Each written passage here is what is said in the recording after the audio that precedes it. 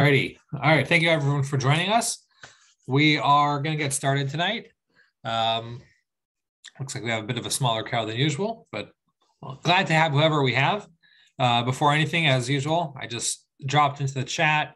That's our link to our website page where you can find our YouTube playlist. So if you want to catch up on anything that you missed, or review anything, that's available. And as always, that's there. And again, this class will be posted again in the next couple of days, also added to that playlist. We've been doing this now for about 2 months, I think, just about 2 months, over 2 months actually. So there should be a good 8 or 9 episodes there. So quite a bit of information we've covered so far. And this week, we are excited to start the third chapter of Kohelet. So again, Kohelet has altogether, if I recall, has 12 chapters. So we just finished the second one last week, and we are moving now on to the third one.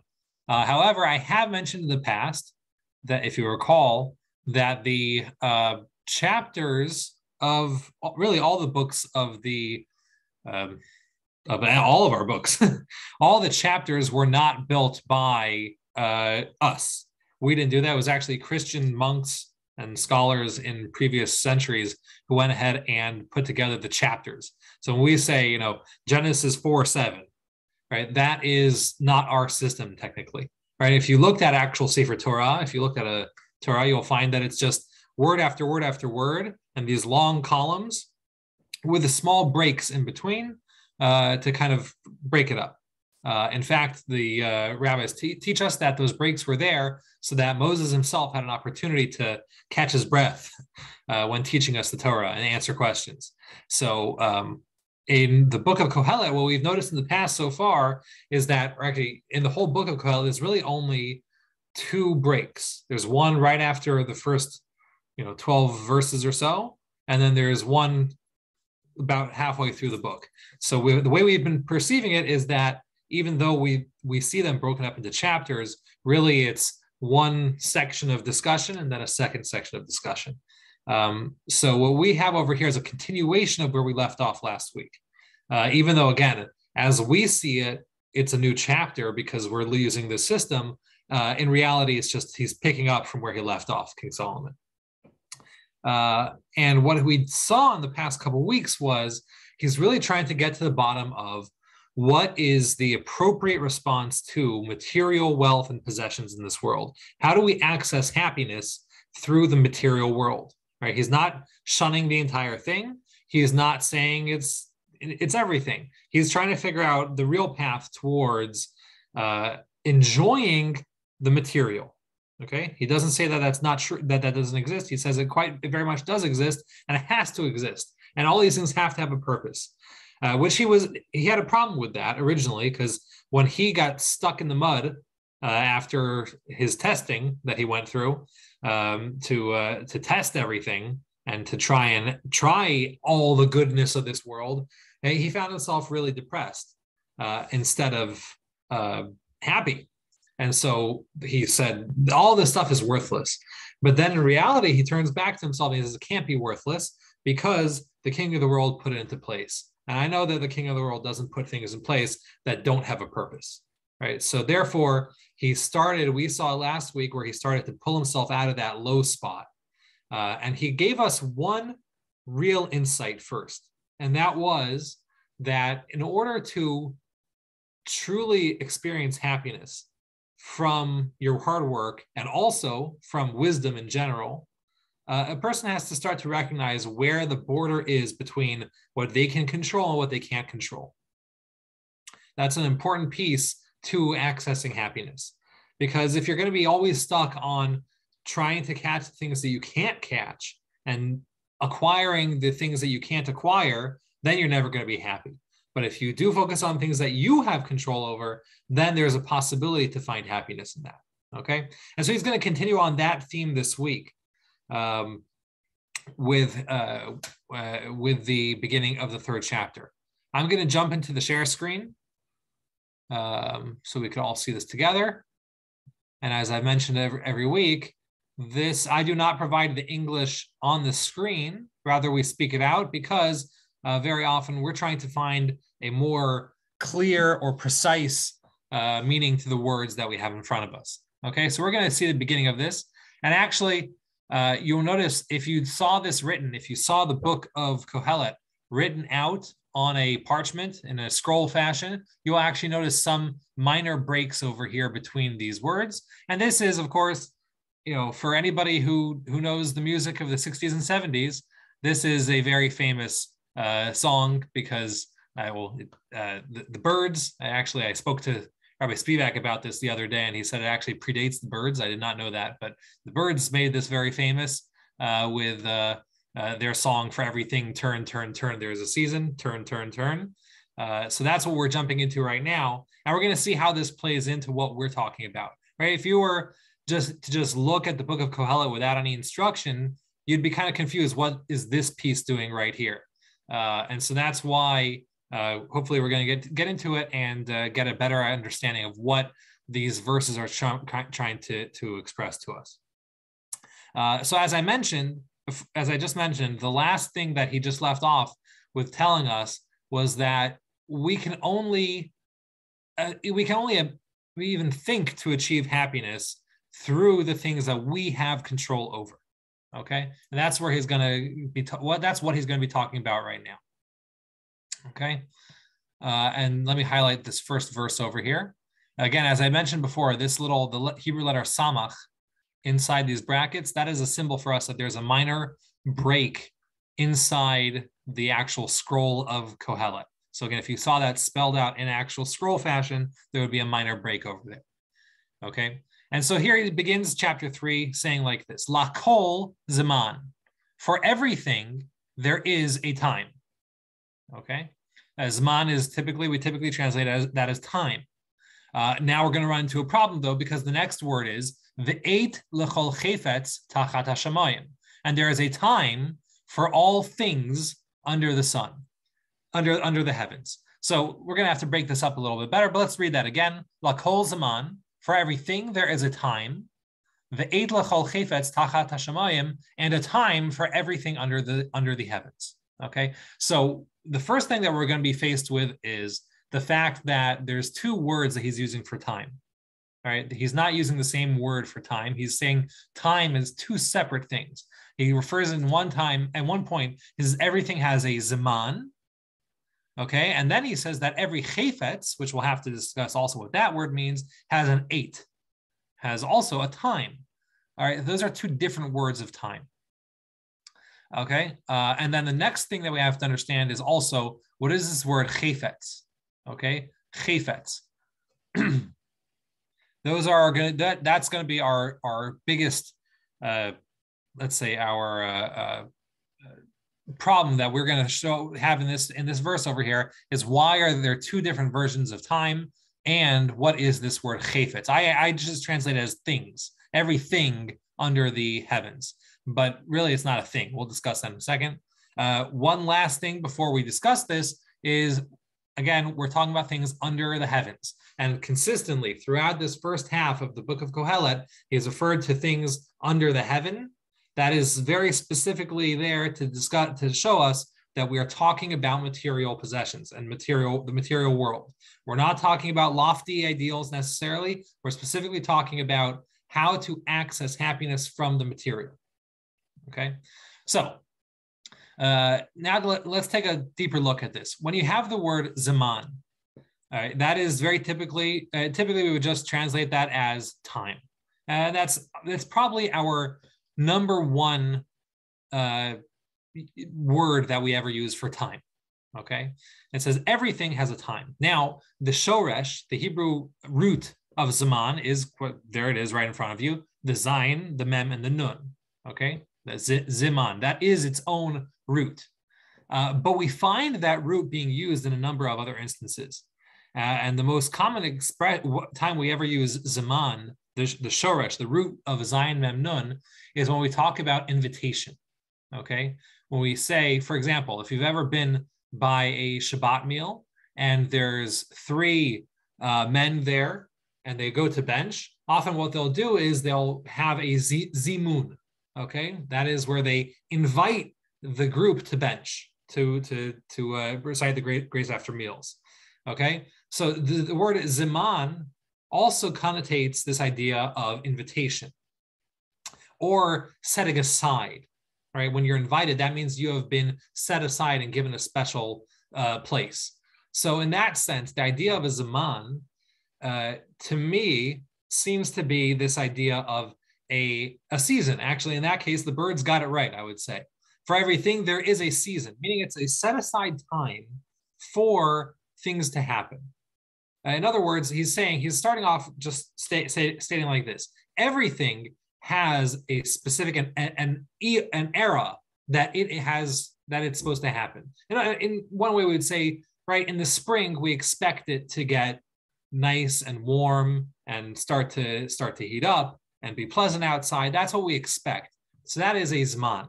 That's an expected thing that happens at an expected time. Okay. Then we have this idea of an 8. Okay. The idea of an 8 is also a time, but the word shows up in different senses, in a different sense. When, for example, when you wanted to say, I want something done now, right? So when you say now, you would say ata, right? The letter ayin and the letter taf, where they added hey. That's what's missing. The letter hey has the magical ability to drop from a root when using it in Hebrew. So in that sense, the 8, the connotation is something that happens now. Okay, it's a nowness, an immediacy, or really what I kind of see as a spontaneity. So as opposed to a zaman, which is a season for something to occur, it's a time set aside for something to occur. And 8 is when something happens spontaneously. It's time is now, so to speak, as we would say in English, right? That now takes it grabs this idea of ata, of now, and takes it as its own. So in that sense, this chayfetz, which we haven't discussed yet, that has an 8, as opposed to a zman. Okay, if you're getting confused, I'm going to tie it all together once we translate the rest of the verse over here. So again, so far we have everything has its season. However, 8 lechol chayfetz tachat hashamayim, every chayfetz, which we'll discuss, has an 8, has an ability to be spontaneous also. Okay. In this way, and now to understand this, we have to see exactly what is this chayfetz. Chayfetz, when you look at Rashi over here, Rashi just says, or I don't remember if it was Rashi or one of the other major commentators, but they point out over here that a chayfetz is just a thing, right? It's the word that the rabbis and sages use to refer to an item, and that's true. That is true. We do have that throughout. If you were to look through the Talmud and other places, you will find that a chayfetz is the word used for an item. But the actual shoresh, again, that Hebrew root over there of chet pei tzadi, that actually means desire. To desire something is lachpotz. That's the shoresh there. That's what it's trying to infer. So it's something that either creates or is the fruit of someone's desire. In that sense, a thing is exactly that. A thing is something that you have as an item, an object, is something that you have decided because of your desire to have some sort of relationship with. Okay, so it's not just an item that is not related. It's related to a person specifically in that sense. So what we have over here is that with human involvement, a relationship with an item has the ability to take its 8, to take its time, or to demand its time, so to speak. So that shifts the idea of this sentence a little bit. And if you were to read this straight, often how you'll find it translated is everything has its season and every item has its time. Okay. But what I would like to suggest is that actually over here, King Solomon is giving us a contrast. He's saying that really, you're right. Everything has a season and there's expected times for things to happen, right? So as I said, Springtime is a time when you expect things to be pleasant outside and sunny and nice. That is the expectation. But, and there's a but there, when it comes to actual items, each item has ability to do something spontaneous that's unexpected. And it's able to grab the now and change it. This ties in very well with what we've been discussing so far of the idea that there are things that are not in our control, right? We can have a relationship with them, this chayfetz. You have a relationship with an item, with things, with an idea, right? All those sorts of things. However, not necessarily do you have control, right? When we think of control, we think of, okay, azman, things that are expected to happen. But also items have the ability to create an eight, to create a now, and be spontaneous. So in that sense, it would be like if you were expecting it to be nice outside because it's spring, and then suddenly there's a snowstorm. Well, that changes your plans, and that's something that's beyond your control. And I believe that's kind of the idea that he's trying to give us over here, is he's now going to give us a bunch of things that we don't have control over. And again, this is not to make us feel non-powerful. It's actually to empower us. It's able to give us the ability to show, it's able to help us determine, oh, you know what, there are things that I can't control, and therefore I shouldn't seek happiness necessarily in those things. Okay, and that's what this long list of times that we're going to see over here. Okay, so if that makes any sense, I'm going to read the verse one more time, and then we'll move on to the next verse. So again, la kol zaman, for everything there is a time, there's a season, there's an expected time for things to happen. However, ve'et lachol cheves tachat hashamayim. Every individual item, every individual object has the ability to change and do something spontaneous. All right, to do something that's not in our control.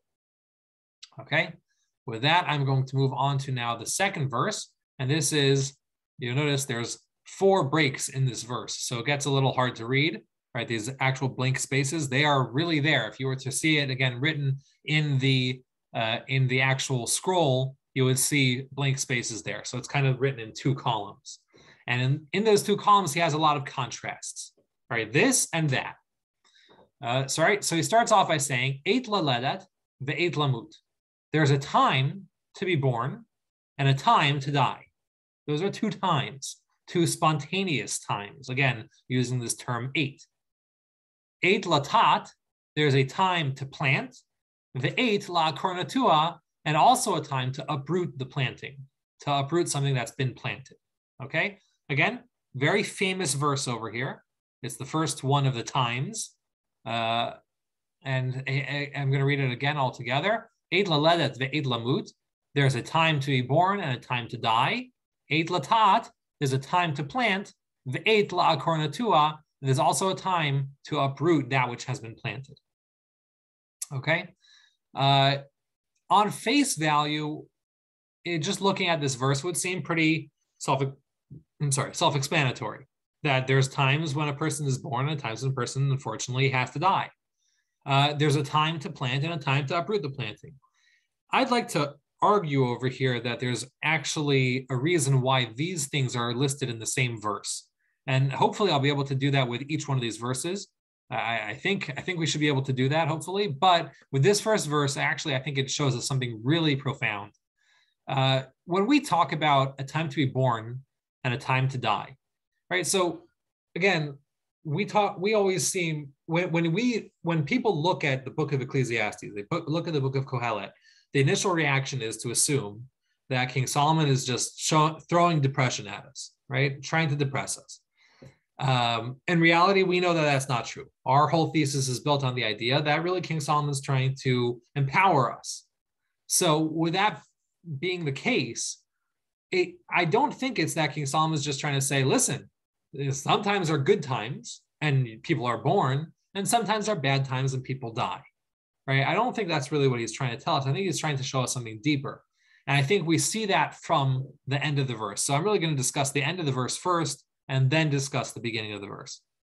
Okay, the first thing that the thing that he mentions over here And again, it's funny that he jumps right to this planting, this idea of planting, but he does this. He says there's a time to plant and a time to uproot that which has been planted. Okay, la akor, the idea of akor, that ayin kuf resh, that is to uproot something from the ground, and this nun tes tet ayin, that is to plant. So that's the same shoresh that's over here. Latat, the nun also is one of the magic letters that gets to be dropped off of a root word when being used in certain instances. So there is a invisible nun there, so to speak. Right? It says that nun tet ayin, to plant. Okay, or to planting is the right word, but it's this idea of instilling something in the dirt. We actually use it on the blessings that we make over the Torah. Right? If somebody gets an aliyah to the Torah, we actually say that Hashem planted in us the Torah. He planted in us the desire to learn the Torah, and so we actually use that term over there. So what we have over here is, again, he's talking about planting. He says there's a time to plant and a time to uproot that which has been planted. And I think this is an interesting idea over here, because if you were to think about it and think of what's the corollary. So you've got planting to birth, and you've got uprooting to death. That's usually how you would see that correlation, right? The first one being the positive and the second one being the negative. But if you think about planting, it's actually the opposite. You're not excited. A farmer is not excited when he plants the produce. He's excited when he uproots the produce. When the farmer finally harvests the produce that they planted, that's really the time of excitement. That's when the farmer is able to look back at all the things that they've done and see what they've accomplished and get to actually eat the fruits of their labor. So in that sense, we actually find, strangely enough, that the first one is the negative, right? The time for planting is not negative in and of itself, but in comparison with the second one of uprooting the planting, it's the lesser, okay? Planting is not the goal of a farmer. The goal of a farmer is to harvest, right? Planting is a necessary step towards harvesting. So in that sense, when we see the end of this verse over here, that actually says the first one, the planting, that's the lesser, the negative. I'm going to call it the negative. That's the negative, and the uprooting is the positive.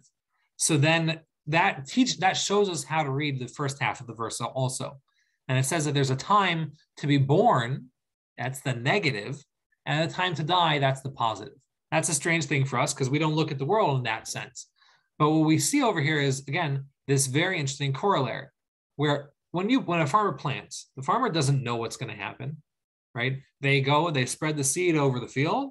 I mean, my knowledge of planting is limited and basically entirely from the Talmud, right? But they plant all these seeds, and hopefully it rains, or they have methods of irrigation, or there's all different ways that a person is able to make sure that the food is grown. But there's a lot of unknowns at that time. When a person is planting, there's so many things that are unknown. However, once everything's done and the produce is ready to be harvested, that's a time of tremendous happiness and excitement, right? That's a wonderful time. That's an eitla kornatua, a time to uproot that which has been planted. Okay, so in that same sense over here, when a child is born, there's a lot of things there's a lot of unknowns that happen at that time. You don't know how this child's going to grow up. You don't know if everything's going to go well with this child. In fact, you could be pretty positive that everything's not going to go well with this child, right? We have a lot of struggles and challenges in this world. That is how Hashem made this world. So in a sense, the birth of a child is pretty spontaneous and scary and life-changing, and really can do a lot to change or to affect a person's life. That is a big unknown, what happens at that time. But then at a later time, at the Eit Lamut, when a person passes away, it's very much like harvesting the produce. You're able to look back and say, you know what, that person lived a full life, right? How often, I mean, I've been by plenty of of funerals and the like, where the family at least experiences to some degree a certain level of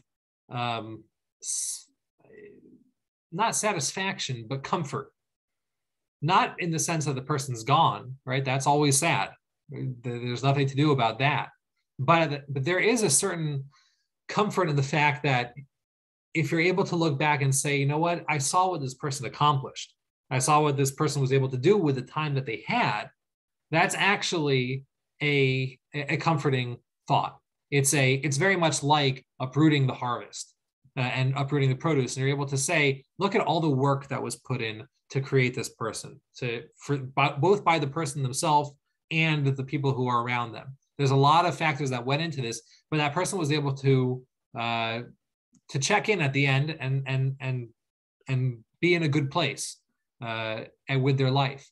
So in that sense, sure, both of these are very spontaneous and things that are outside of our control, birth and death, right? We can't force birth to happen. We can't force it not to happen necessarily. We can't, and obviously we can't do that with death, with death.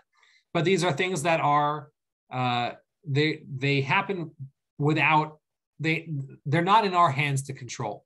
And obviously recognizing that is going to be helpful in trying to achieve happiness from the material world, right? Again, if our goal is to figure out how do we use the material, so this is our first lesson over here. Our first lesson is that in order to understand, in order to access some level of happiness from the material world, we have to, first of all, again, we have to understand where we have power and where we don't have power. But more than that is, we have to see that sometimes it's after we've put in a lot of work and after we've seen how things come out, that's where we get to see our satisfaction. We're able to find satisfaction, not necessarily at the beginning stages of something, but sometimes we have to wait for them to play out. We have to wait for them to go through their entire cycle, and then you're able to actually achieve happiness from those things. So it's related to the last thing that we said. It's related to this idea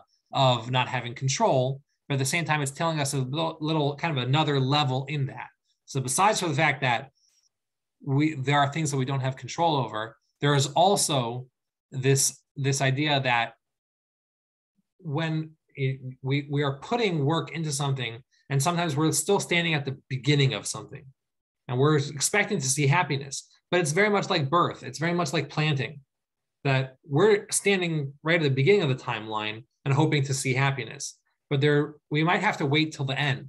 We might have to wait till the Eit Lamut, the time of death, in an extreme example, or the Eit La'akor Natua, the time to uproot the planting in this corollary. That sometimes that's where we're going to see happiness, and not necessarily at the beginning time. So again, these things are not in our control, and sometimes we have to see things all the way through to the end in order to start to access the happiness. Okay, so that's, I think, the first hint towards finding happiness from the material that he's showing us over here. Right? We often think, I personally often think, like, okay, I put in the work for something. Where's my results? In reality, there's more steps to go through before we can expect results to happen. And it's sometimes a waiting game, but it's worth it at the end to get to that point of Eit La'akor Natua, the time to uproot that which has been planted. Okay?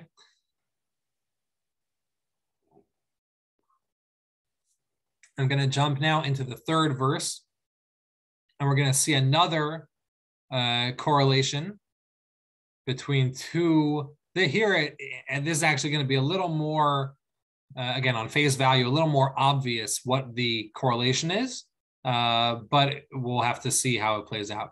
Again, an interesting thing over here is now he's switched back to the negative being at the beginning and the positive being at the end. So even though in the first verse he was showing us specifically that not to read it that way, here he seems to go back to what the typical way of reading it. And that's like this. He says in the verse 3, again, this is chapter 3, verse 3, says, Eit laharog, there's a time to kill. All right, that itself is quite a novelty to us. But there are times that it's the right time for someone to be killed. The Eit lirpo, but there's also time to heal. Eit lifrots, there's a time to break down, to deconstruct. That's the word I'm looking for. Ve'et livnot, and there's also a time to construct. Okay, so again, eit laharog, a time to kill, ve'et lerpo, and a time to heal. Eit lefrotz, a time to deconstruct, ve'et livnot, and a time to construct, to build. Okay, so again over here we've got some pretty again, reading it simply, we would say that he's trying to tell us that all these things have appropriate times. I think that's also a lesson that I actually meant to speak that out before, that part of the lesson over here about accessing happiness is finding the right times for things. And he's actually going to speak that out much more clearly after the list is over. But in order to, one of the secrets to happiness, so to speak, that he's cluing us in on is finding the right time to do things. I'm not going to discuss that right now because, again, that comes up much more clearly at the end of the list. But what he does say over here is that, again, a novelty to us, there is a time to kill and a time to heal. Interestingly enough, is that means that there's also a time not to heal, right? Our assumption would be that you should if you have the ability to heal, you should always be healing. But he actually points out to us, no, there's a time for harog, for killing. And again, the correlation is to deconstructing, to tearing down, to raising with a Z, and livnot, to building, which is building up. I think there's again another kind of a deeper lesson over here, and this actually takes a little bit of knowledge of Jewish law when it comes to Shabbat. So if you're familiar, when it comes to Shabbat, we have there's quite a few things that the Torah does not allow us to do on Shabbat. Right, the most famous being driving a car, turning on lights, etc. One of the things that one of the many things that the Torah does not allow us to do is we're not allowed to break down. We're not allowed to destroy buildings. Right, we're number one, we're not allowed to build things. We're also not allowed to destroy things. Now, when we say that, however, the rabbis are quick to jump in and tell us it's not so simple. When it comes to breaking things, if you're just breaking things for no good reason, that's not called breaking things. That's just a destructive act, and that's not actually prohibited by the Torah on Shabbat. Okay, it's only constructive destruction that is prohibited on Shabbat by the Torah. Now that sounds a little confusing, but think about it like this: if I am if I'm a tailor and I want to repair a piece of clothing, I sometimes will have to go and take out my scissors and cut away some cloth or cut a hole somewhere where I need to sew it up better. So that cutting a hole, that's a destructive act, but in reality, it's a constructive act because I'm doing it with the intention to go ahead and sew that hole back up, right? Same thing if I have a garden and it has a wall around it, but the wall is really kind of shaky and not doing much to protect my garden. So I want to tear down that wall to do a constructive act of building a wall. Again, that is where there's a Torah prohibition on Shabbat of destruction, as opposed to just tearing down a wall, just tearing clothing in pieces. If it has no constructive purpose, that's not even called tearing or destroying.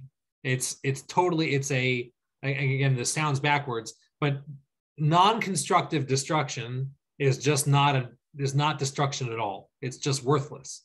So when he talks about a time to break things down and a time to build things up, we have to assume he's talking about breaking things down with a constructive intention. Okay, and that was a little confusing to get there, but the assumption is whenever the Torah refers to destruction, it's with a constructive edge to it. So again, there's a time to break down barriers, right? We can always, when you talk about it like that, to break down barriers, we automatically see that as a constructive thing. In how we talk nowadays, we think about breaking down barriers as a good thing. And that's what he's saying over here is there's a time to break down barriers. There's also time to build up barriers, to erect fences and block things out. So in that sense, we have also the corollary to being to killing and healing. Okay, where you have killing, which almost always, like, we would automatically assume is a destructive thing. But when King Solomon tells us there's a time to kill, that's not suddenly a license to murderers around the globe. Hey, you know what? King Solomon said there's a time to kill. Obviously, he doesn't mean that. What he's saying is there's a time under the right circumstances that killing is an approved a method of taking care of an issue. That does exist in the same sense that tearing down a wall to rebuild it has a time, has a purpose. So too, killing in certain instances is appropriate. Now, I'm not going to get into the discussion of what those times are. The Torah has a list of people who are liable for a death penalty. Okay, that's those that exists in the Torah's framework. But we would all assume, I would imagine, that in cases of to avoid someone from harming you, that is an appropriate response if it's actually appropriate, obviously. But there is, I think, okay, let me put it this way. I think we would all agree that at some point that's the appropriate measure to take, right? Whether we could agree on what those moments are, I think we would all agree that there is a moment that harog, that killing, would be the appropriate response. And we would obviously agree that there are times when healing is the appropriate response, right? You run into, I was just having a conversation with somebody over the weekend about this, the famous baby Hitler question, right? If you had a time machine and you had the opportunity to go back to the early 1900s and find baby Hitler and do something about it, would you take that opportunity? It's I'm glad to hear. That is a common philosophical question, right? If you had the ability to, by doing a mean action, so to speak, you'd be able to save millions, right? Who knows? Would you take that opportunity? In that sense, we say that obviously there's a time to heal, and perhaps there are times when it's better not to heal. Right? People who it's better not to heal. Situations where it's better not to heal. So in that sense, we do have, again, this correlation between death, killing, and healing. All right, Eit laharog, a time to kill, and Eit lirpo, a time to heal. Again, also Eit lifro, it's a time to deconstruct something or destroy something. Veit livnot, and a time to build or construct something. Right. Yeah, so that is the sense that he's giving us over here, is that when we're trying to seek happiness, one of the things that we're going to try to be looking for, that we're going to try to look for, is constructive actions. I think that's part of what he's hinting to in this verse over here. He's saying that there are things that we may perceive as destructive, right? Harog and lifrots. Those are, we would often assume those to be destructive, but in reality, if you want to find happiness from those spontaneous moments where destruction is needed, you have to recognize, or you have to turn yourself towards a constructive purpose. Okay. So again, if hariga, if killing is for the betterment of society, and again, there's very clear rules of when and where that is appropriate, that is the appropriate response. But if that is the appropriate response, it can't just be for the destructive reason. It has to be for a constructive reason.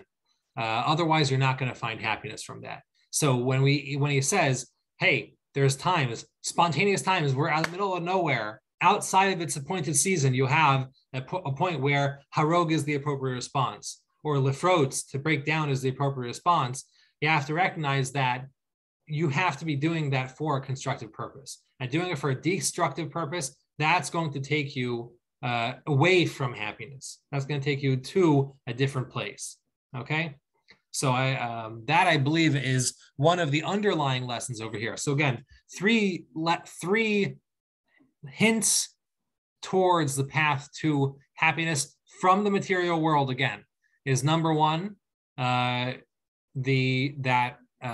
can't expect to find happiness in the things you cannot control. Number two is that sometimes you have to see things out to their very end before you can even begin to expect happiness from it. And number three is that your mind has to be in a constructive mode. You have to be looking towards constructing things as opposed to destroying things. They may seem to be obvious, but obviously they're not so obvious, because we seem to run after things we can't control all the time, or we seem to try to find pleasure in destruction all the time. Plenty of people try to do that, unfortunately. You don't have to look any farther than social media to find people whose entire attempt at happiness comes from tearing down the people around them. That exists, and people try to find happiness, but it's not a path towards happiness. And again, also seeing that sometimes lamut, the Eit Lamut, the time of death, is sometimes a more satisfying period than the time of birth, in the sense that you get to see a life well lived, right? You get to see someone reaping the fruits of their labors, the Akor Natua, the time of uprooting that which was planted. These are our first three hints towards finding happiness from the material world. Okay, that's it for tonight. We'll pick up next week with verse number 4.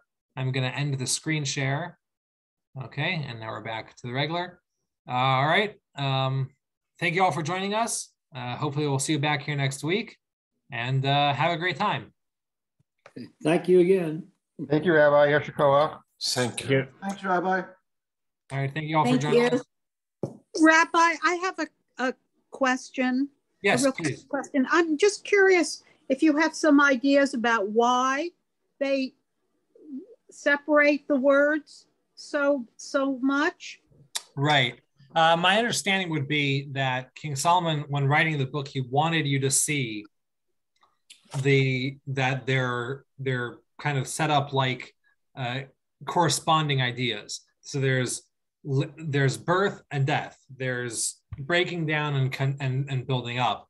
Not necessarily to show that they're opposites. Again, they seem to all be opposites, but they don't have to be opposites necessarily. But I think it's just a kind of like a literary device that he uses to show you that you're supposed to be looking at the two things together as a group, see them in corresponding to each other.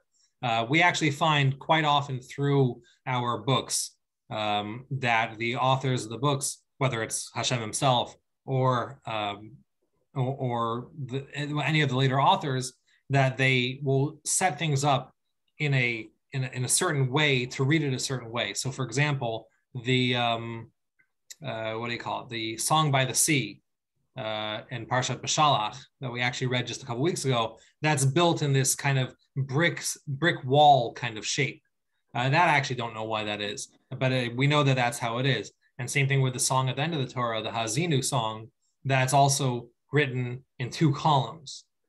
So here also, King Solomon, if you found it in the actual scroll, you'd find it also in that 2 columns, and it's supposed to be read, this and this, this and this, and kind of guiding the reader towards seeing it as pairs. Then why does the word 8 go totally? Right. Go by itself on the right side. Let me show you that again. On the left side, actually.